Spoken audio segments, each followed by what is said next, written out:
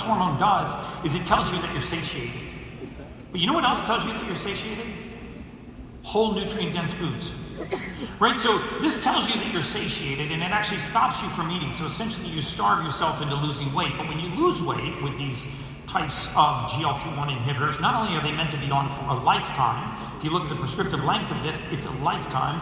If you look at what these GLP-1 inhibitors do, is they starve the body to death. So 2/3 of the weight loss that you lose is lean body mass. Right? It demineralizes bone, makes your bones lighter. You lose muscle mass, you lose ligaments, tendons, cartilaginous surfaces, friction surfaces on the bone. And so you lose weight. But you're actually, when most people say I want to lose weight, what they really mean is I want to lose fat. Right? They don't mean that I just want to strip weight off my body. Some of that weight we want to remain there.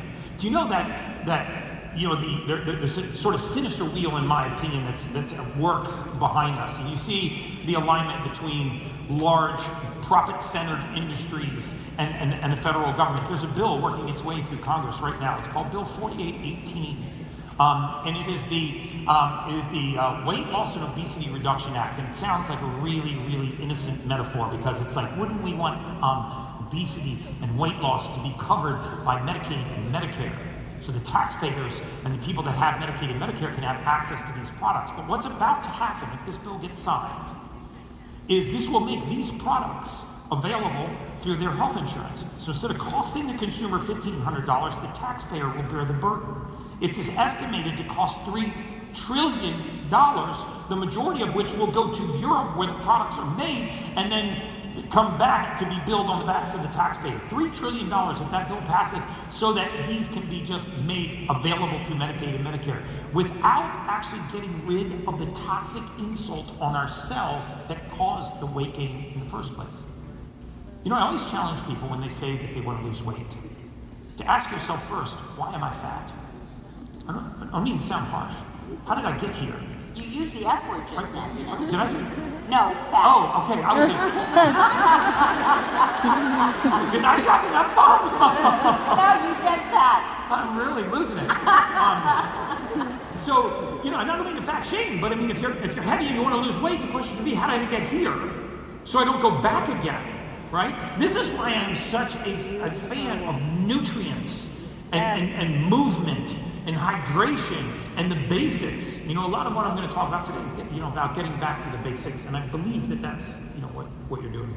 That's exactly, and I love that you reminded us, or if you didn't know, that the peptide is actually made in our gut with nutrient-dense food, with fiber foods. There are certain compounds that help us make and support our own weight loss, because you did mention that there are rules to weight loss.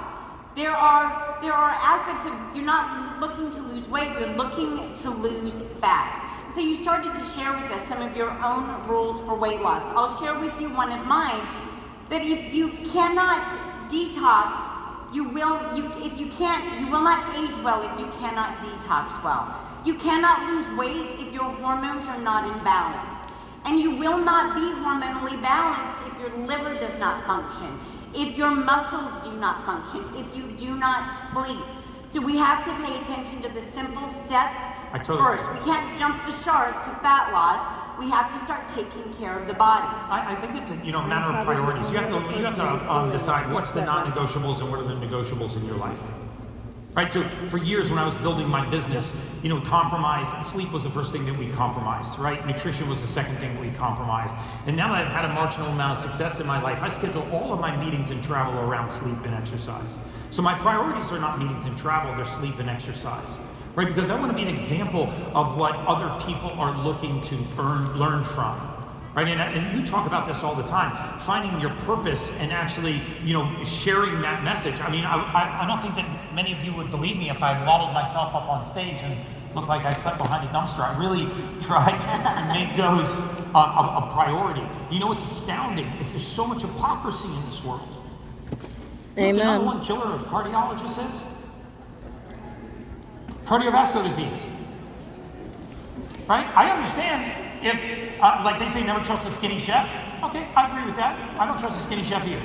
But it's hard to take advice from an industry that's not taking their own advice. So what are the non-negotiables in your life?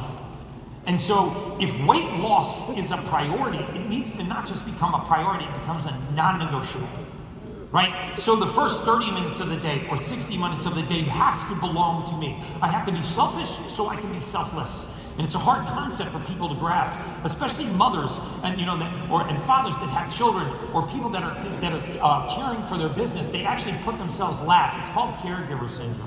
We used to measure this in the mortality space, right? Caregiver syndrome was what accelerated death when spouses that have been married for a long time and one passes away, or when you have a loved one that's in need and you actually put their needs so far in front of your own that your own health suffers. There's a reason why they say when the oxygen mask drops, put your oxygen mask on first.